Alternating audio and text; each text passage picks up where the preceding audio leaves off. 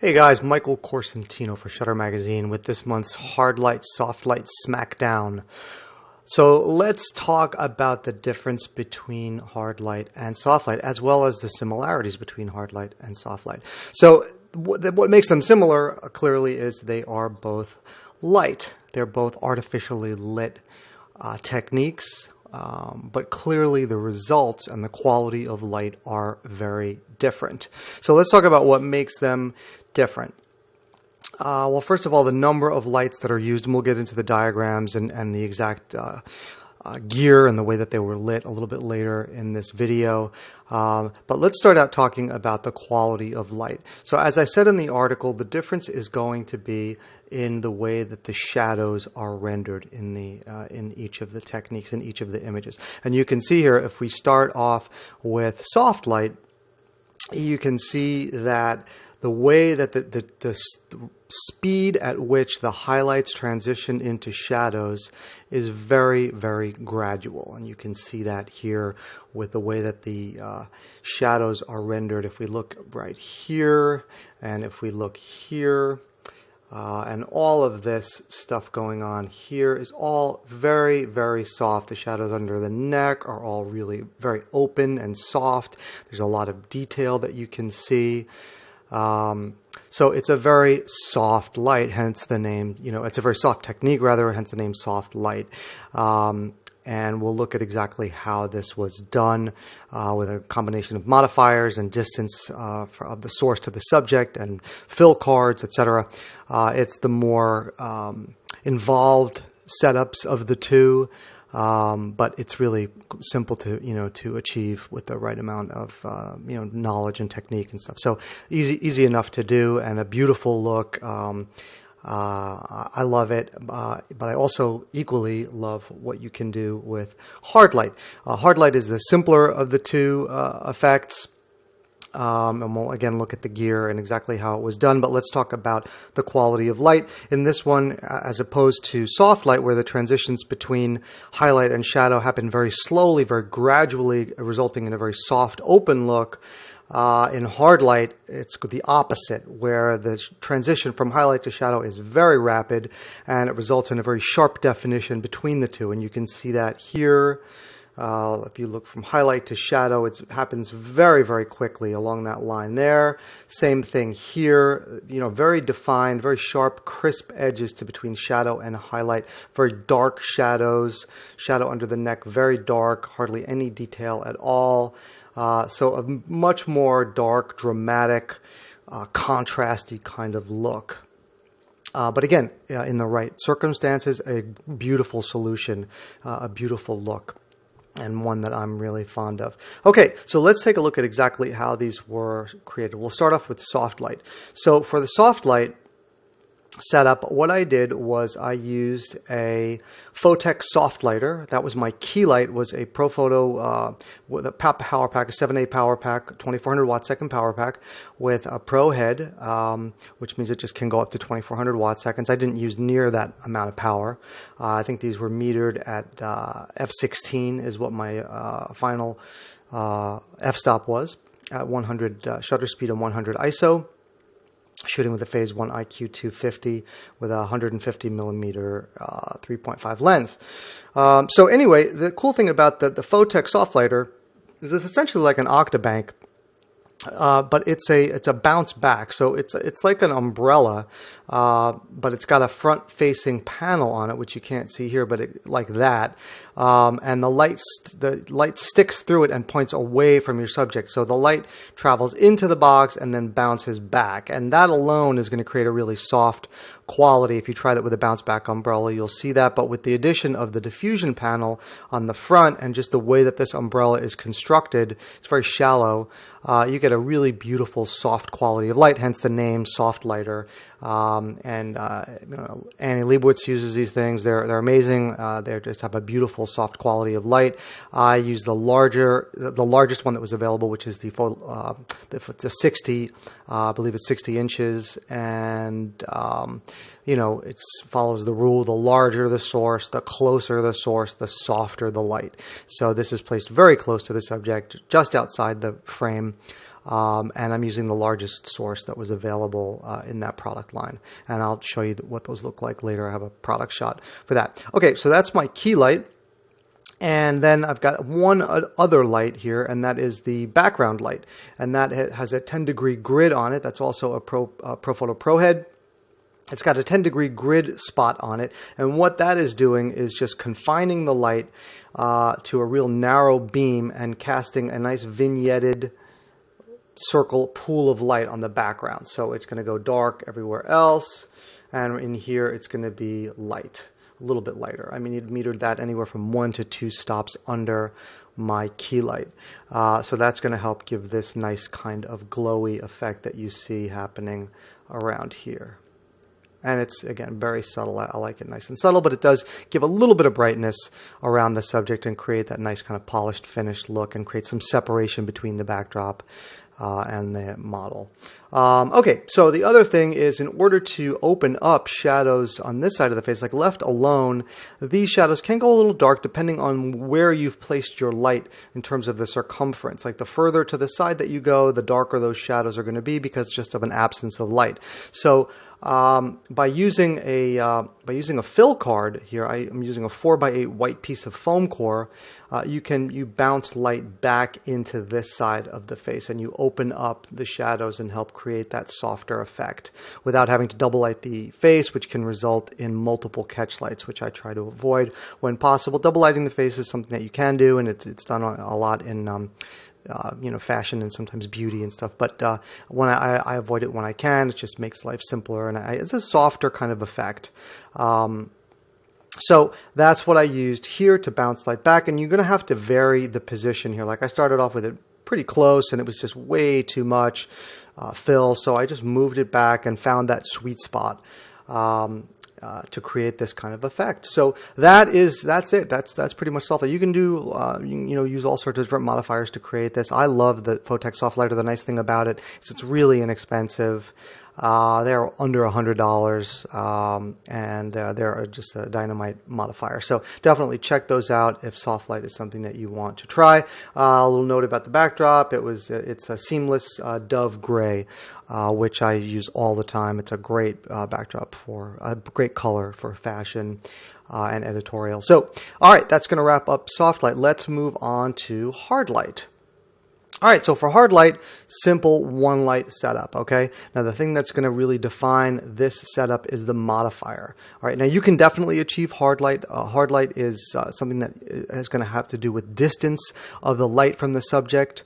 The further away the light from the subject, the harder that quality of light is going to be, because it's going to be perceived as a pinpoint light source, a smaller light source. So the smaller the source, the further away the distance, and distance kind of has a perception of size. So if you take a really large modifier very close and you move it 15 feet back, it's going to be perceived as smaller than if it were closer. So in any event, I'm using a really small light source here, and I've got it about 6 to 8 feet above my model to cast the shadow. And I'm moving the position around. As with soft light, the position of my key, I'm always going to let the angle and the depth or the height of the shadows dictate where I'm placing that around the circumference of the model. So you can see here, this is a nice kind of loop shadow that I've got going on, and that is working for me. I'm happy with the way that that's looking. So that's going to kind of dictate where I'm placing the height and the angle in terms of the circumference of the subject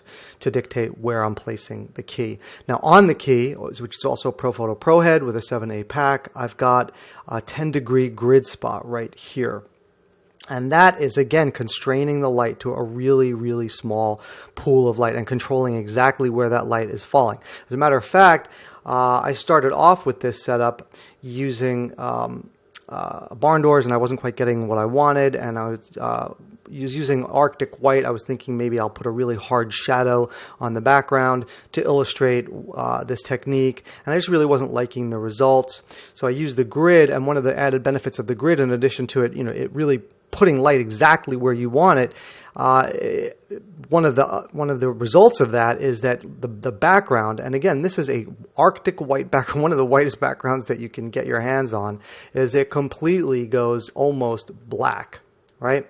falls all into darkness because that light is so controlled, is so focused on exactly where you want it to be. And that's the beauty of the grid spot.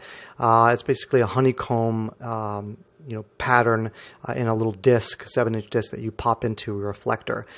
Grids are also soft grids or egg crates, but this is a hard grid. It's a grid spot.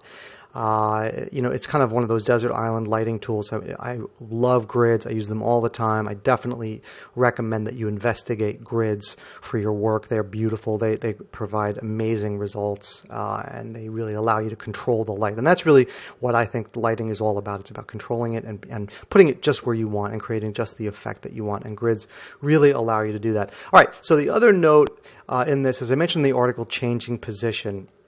So this was position 1, and then I moved my camera, my position over here, and did position 2. And you can see here it gives me a little bit of a different result. Changing your position is really important. As I said in the article, I always really try and remind myself and ask myself, hey, what am I not seeing? What am I missing? And just realize that whatever I've decided to do, whatever direction I've decided to follow, is only one solution, and that there are a myriad of other solutions available. And to try not to get stuck in my box of thinking and think, oh, well, this is the one way that I've decided to do it, is the only way. So by circling around the subject and looking for other angles, looking for other effects from the lighting without ever moving a light stand, you can get very different qualities of light. Like I tried a few, and I think I have some I included some thumbnails later for the rest of the shoot, but I tried some from over here, and I really didn't like the look. The lighting wasn't what I wanted. So some of them are not going to work when you're moving around and trying different things that are outside what you were originally set up for. But some will be really cool and will really work and be like, oh wow, I can include that next time. That's sort of in my lighting bag of tricks now. I know what that will do. So definitely, try different things. Move around your subject. The light will look different from different angles. Okay, so that's going to wrap up our hard light setup. All right, let's talk about color grading. I mentioned this a little bit in the article, and I can't spend too much time on this, but I just wanted to show you what's possible with color grading. And you can do this in Photoshop. I like to do it in Capture One, and I'm sure you can do it in Lightroom as well. One of the reasons that I like to use my workflow is Capture One at this point because I'm shooting the phase.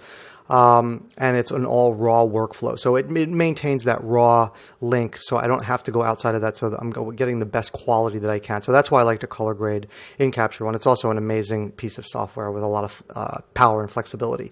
So I use levels to do this, which allows me to work on each of the different channels in the RGB model. And kind of tweak them in the highlights, shadows, and midtones to get just the color that I want. I'm sure you could use curves to do it as well. There's a lot of different ways to do it. I did a little bit of desaturation with a saturation tool as well. I think I got about 30 points minus on the saturation. So I'm able to really create these cool, what I like to call kind of an editorial look. Something I'm really fond of. So, if you have been interested in checking out Capture One, I definitely suggest that you check it out, or if nothing else, check out color grading. It's pretty cool stuff that you can do. All right. I also touched briefly on retouching, on the skin retouching. So I just wanted to follow up a little bit on this and talk about skin retouching and frequency separation, which is the method that I use. So you can see here we've got the original on the left and the retouched version on the right. And one of the hallmarks of frequency separation, and one of the beautiful things, the power of this technique, is it allows you to really make the corrections that you want for the skin, yet maintain texture in the skin. So you're able to have a really true to life, a really realistic looking retouch. No plastic skin. It looks real, and that is, paramount to me. I don't want anything plastic looking. I want something very real looking, yet beautiful and retouched. So frequency separation breaks up your color and tone into one layer and your detail into another layer, and each one is independent of the other and doesn't affect the other. So you're able to work independently on each one. So I definitely encourage you to check out frequency separation. I used a piece of software called it's an action actually that you can find videos and tutorials on how to do frequency separation all over on YouTube. So check those out. One of the nice things about these next gen actions is that they just kind of streamline the process. It's a real time saver. They make it very quick. There are a lot of steps to frequency separation and a lot to remember, but it's easy. I don't want to make it sound intimidating, but next gen actions has a base retouching action that makes it a snap, and it knocks it out really quickly, and then it's just up to you to do the retouching part of it, which does take some time. Quality retouching, there's no way around it. For beauty retouching, skin retouching, it does take a little bit of time, but this definitely helps shortcut some of that. All right, and I did promise you guys some extras, so I just wanted to include a couple of overall, some thumbnails of the overall shoots. Here's our hard light shoot. So this just gives you an idea of some of the different angles and some of the different shots that some of the different captures that were made. And then, of course, you saw the selects and the finals. And let's take a look at soft light, what we did with some experiments with our soft light. And you can see where we were. And I also experimented with some other kind of gel stuff. And I love working with gels and did some Roscoe gels on there and some of these, and then did some experimental stuff, some more stuff with motion and flash and stuff, but separate issue. All right, so that is going to wrap it up for our hard light, soft light Smackdown. I hope you guys have enjoyed it. I had a lot of fun creating these, and I encourage you to get out there and try these techniques. I think you'll really enjoy having them in your bag of tricks. And we'll catch up with you next month. So thanks again for tuning in, and we'll see you next time. Take care.